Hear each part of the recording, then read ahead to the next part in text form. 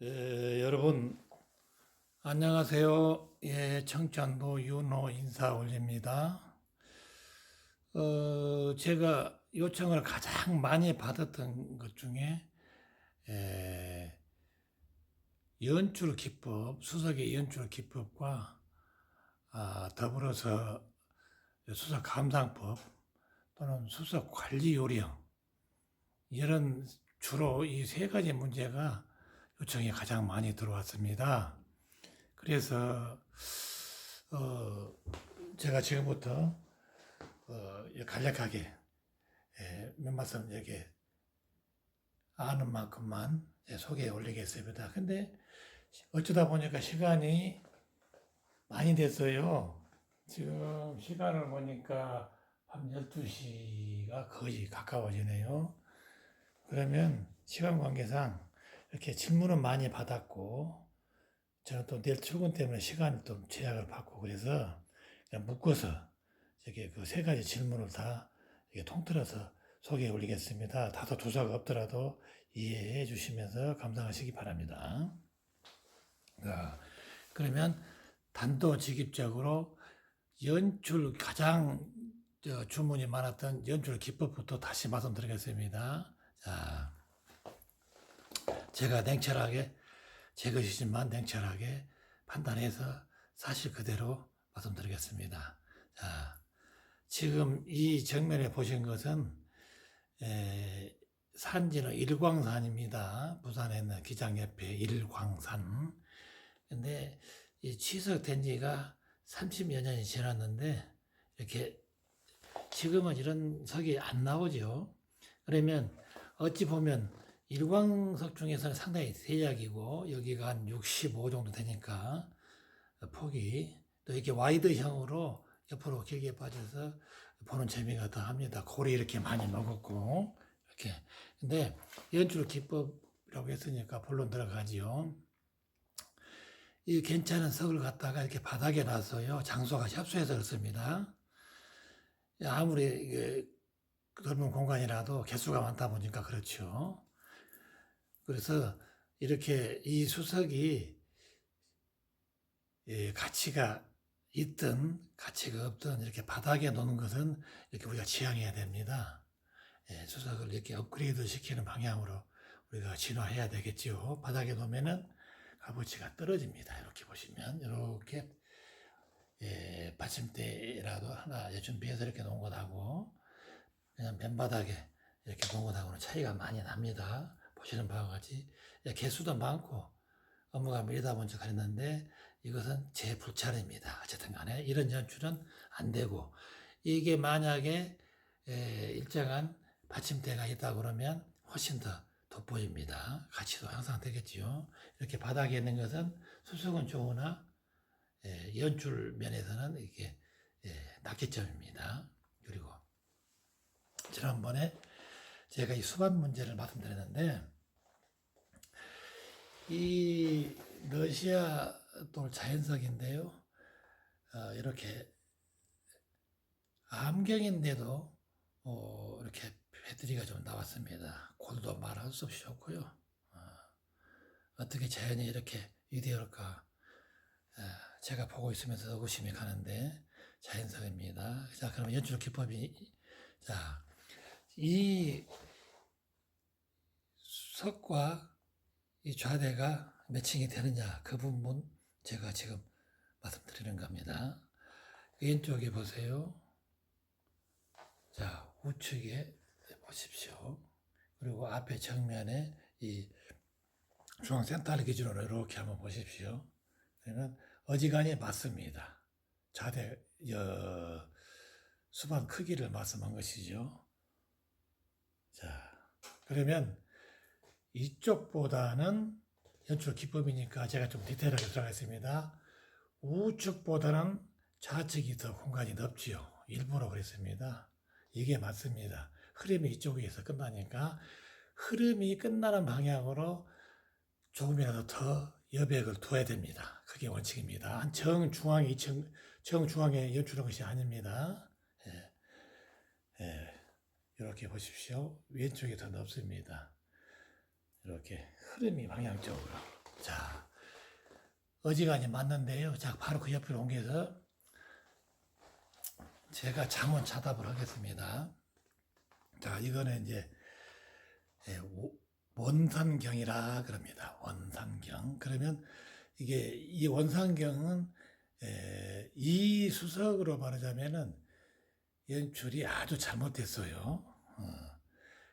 제 석실이고 제 석이고 그랬지만 제가 또 연출했고 잘못된 것은 잘못한 겁니다. 이유 불문하고 이렇게 하시면 안 돼요. 여러분들은. 저는 바쁘다 보니까 마땅한 수반도 없고 그래서 이렇게 했는데, 자, 가장 연출 기법이 요구되는 것이 바로 이 흐름이 좋은, 뻗음이 좋은 원상경, 단봉경 이런 것입니다. 그러면 언밸런스한데 뭐가 그렇게 안 맞냐 보시면 합니다. 왼쪽은 거의 잘 됐습니다. 근데 바로 옆에 이 원상경, 이 봉이 하나라서 원상경이 아니고요. 이게 멀은 자를 써서 멀리서 바라보는 산양을 닮았다. 그래서 원상경이다. 그래요. 멀리서 바라보는 반쯤 붓 속에 잠기고 약간 산봉우리만 능선만 이렇게 보이는 것처럼 보이죠. 배를 타고 가면 망망대해서 많이 보입니다. 이런 것을 연출을 잘해야 빛이 납니다. 흐름이 배들이 되어 있고 휘어짐도 있는데 흐름이 참 잘 뻗었습니다. 이 크기에 비례에 맞고요. 그러나 요 집이 하우스가 어울리지 않아요. 왜 그러냐? 왼쪽 흐름이 여기서 시작해서 이렇게 흘렀습니다. 이렇게 흘렀는데 빵점을 주는 이유는 물론 제가 연출했지만은 이제 수업 중에 제가 정답을 얘기한 겁니다. 그냥 빵점이 연출이 왼쪽으로 여기에 2배 이상이 뻗어줘야 됩니다. 여백을 확보해줘야 돼, 공간을. 흐름이 있는 쪽으로 중앙에 놔서는 안 됩니다. 이건 좁아서 이렇게 놨는데 수반이 넓다고 가정을 하고 이쪽이 10cm면 이쪽에 2배 정도 공간을 주어야 합당합니다. 그러면 이 수석이 한층 더 업됩니다. 가치도 향상되고요. 그럼 보는 재미도 더 낫겠지요. 지금 답답합니다. 이렇게 이 강길에서 이 뻗음이 이렇게 흐름이 좋은 것은 드물어요. 근데 수반 때문에 작품을 버리고 있습니다. 그것만 양지하시면 되겠습니다. 자, 정위치에 놓은 것이 아니고 이런 것은 오른쪽으로 수반이 더 컸다고 봤을 때 오른쪽으로 밀어서 왼쪽 공간 확보를 해줘야 정답이다. 이렇게 이해하시면 되겠습니다. 자, 이거는 그럼 이런 거거든요. 이런 것은 이거 편의점 발견이죠. 뭐 골도 이렇게 잘 먹고 폐임이 좋습니다만은 이렇게 가로, 세로 두께가 비슷비슷할 때는 이렇게 정위치에 놔도 무방합니다. 그러나 여기 수반의 고를 보시면 답이 나옵니다. 이렇게 낮은 평수반은 쓰지 않고 밑자리가 좋음에도 불구하고 이렇게 고가 약간 있는 수반을 사용하고 그래야 안정감이 있습니다.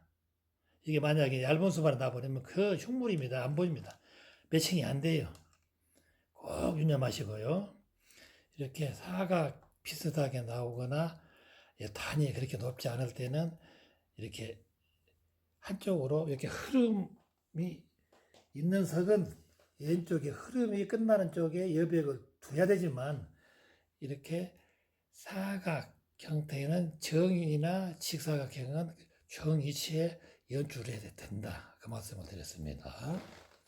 그리고 이거는 이제 수반을 말했고 그러면 단처리를 봤을 때 자 이렇게 내가 보세요.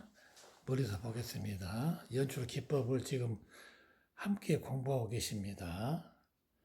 수반 연출 기법 그 다음에 이제 단처리 이렇게 보시면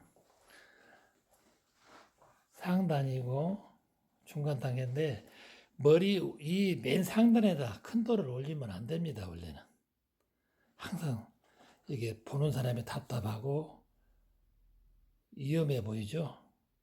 머리로 올라갈수록 적은 이제 사이즈를 올린 것이 요걸 관례입니다. 이렇게 보시면 하겠습니다. 맨 윗간입니다. 그러면 저 왼쪽에는 저 덕산석이 저쪽에 하나 있는데 코너석이라 제가 그렇게 약간 묵직한 것을 일부러 세워놨습니다. 그리고 사이즈가 두 번째 고만고만하는 그 사이즈는 이렇게 두 개 이상 벗어나면 모양새가 안 좋습니다. 그래서 중간에 중심을 잡아주기 위해서 이렇게 나이빈석을 이렇게 자연석인데요. 이렇게 투가 시원하게 뚫렸죠. 이게 만든 게 아니면 자연입니다. 이게 해물을 불러주라 이렇게 관통을 하고 재물도 이렇게 햇빛 양지 쪽에다 이렇게 씌워놨습니다. 그 옆에 좌측 사이드에 이렇게 남녀가 뽀뽀하는 사랑석 있죠. 그렇게 적은 사이즈를 이렇게 붙여놨습니다. 오른쪽에 크니까 좌측에는 밸런스를 맞추기 위해서 보는 재미를 더하기 위해서 적은 석을 끼워 넣습니다. 그 다음에 약간 올라갔지요. 사이즈를 보세요. 더 올라갔지요. 이렇게 입석이 씌워놨어요. 이렇게 붉은색 이렇게 연출은 이런 식으로 하면 편안하고 보는 즐거움을 더해줍니다. 그럼 칭찬을 많이 받겠지요. 자, 그 밑에 이렇게 해보십시오. 왜 낮은 것을 나라에 놔뒀냐? 이런 것은 상관이 없습니다. 이것은 작은 봉이 하나 있는데 갯바 인형인데요. 이렇게 연출해도 무방합니다. 이게 단봉이라고 쳐도 되죠. 말하자면 상경은 아닌데 발경이라고 했는데요. 봉우리 하나고 이것은 쓰리봉이라는 말은 안 합니다. 단봉, 투봉, 연봉 3개 이상 봉우리 했을 때는 연봉으로 들어갑니다. 봉우리가 하나, 3봉우리가 있으니까 나란히 연출해도 전혀 어색하지 않습니다. 보십시오. 손색이 없어요. 이렇게. 그러나 두 점이 어울리지 한 점 더 있을 때는 또 좀 그렇습니다. 식상하지요. 자, 이쪽 기법은 이제 요즘 해서 드리고요. 바닥에 놓으면 안 된다는가. 그리고 원칙은 이 수반과 수반 사이는 1m 이상 간격을 두어서 단독 연출이 원칙이라는 거. 저는 협소한 공간을 활용하기 위해서 불가피하게 좁혀놨습니다만은 이 흐름이 좋은 원상경 같은 것은 흐름이 마무리되는 흐름 쪽에 2배 이상 간격을 띄워줘야 된다. 유연하게 흐름이 더 길게 보일 수 있게 이쪽이 아니라 뻗음이 끝나는 흐름이 끝나는 쪽이라고 그랬어요. 그래야 업돼 보여서 가치도 향상됩니다. 연출 잘했을 때 그렇게 하시고 말미에 이런 연락을 받았어요. 두 분이 다투셨는가 봐요. 친구분끼리. 수성은 기름을 발라서는 안 된다. 아니다. 기름을 발라야 된다. 이렇게 친한 친구분끼리 약간 하시면서 다투다가 저한테 전화를 주셨어요. 어떤 게 맞냐? 두 분 다 틀렸습니다. 기름을 발라야 한다? 안 발라야 된다. 이렇게 구분 지어서는 안 됩니다. 그러면 어떻게 되냐? 석질에 따라서 구분이 됩니다. 조금 전에 보여드렸던 이 수반석은 건조된 상태에서 물을 뿌렸을 때 그 변하는 물발을 즐기기 위해서 수반에 올려놓고 우리가 감상하는 것인데 기름 터치하면 안 되겠지요. 물하고 기름은 상반되니까. 그래서 바르면 절대 안 되고 이렇게 해서 바닷돌이나 강에서 나오는 강돌은 구분됩니다. 발라야 될 석이 있고 발라서는 안 될 것이 있는데 그럼 어떻게 분류가 되는가 짧게 말씀드릴게요. 여기서 예를 들어볼게요. 이거는 해서하고 좀 섞여 있는데, 이렇게 문양석이 있죠. 이런 것은 이대로 보면 됩니다. 기름 굳이 발라야 할 이유는 없어요. 흐릿한 문양이나 선을 더욱더 선명하게 보기 위해서 바르는 것인데, 기름 안 발라도 이렇게 선명한 그림이 보이는데 바를 필요가 없겠지요. 그렇게 하시면 되고, 바로 이 석처럼 이런 것은 약질이라고 그러고 이런 것은 대단한 강질이라고 이렇게 표현할 수가 있습니다. 자, 이제 섬진강에서 나온 홍석인데요. 이런 것은 지금 오일을 발랐을 때 발라야 되냐 말아야 되냐 이걸 지금 말씀드린 거예요. 이런 것은 안 발라도 이 정도 나옵니다. 저기 화려하죠. 만약에 물을 뿌리거나 기름터치 했을 때는 더욱더 환상적입니다. 이제 바를 것이냐 말 것이냐 이거는 알아서 하시고 소장자가 이런 거는 발라도 되고 왜 강질이니까 이렇게 좀 약한 석은 바르면은 안 바르니만 못 옵니다. 범벅이 됩니다. 왜? 이런 선이 위에만 문양이 박혀 있어서 그래. 이 석은 망치로 깨보면 뒤에서 앞에까지 빨간 홍석으로 가득 차 있습니다. 이제 감이 좀 오십니까? 그러면 간단해. 이것은 기름 바르면 바로 스며듭니다. 이런 것은. 이건 기름을 토해내지요. 그러니까 선명해지죠. 그럼 발라도 되겠죠. 그렇게 생각하시고, 또 하나만 더 말씀드릴게요. 자, 이거는 강원도 영월돌이고, 이것은 이제 경왕 칼라석인데요. 물을 뿌리면 빨갛게 올라옵니다, 이게.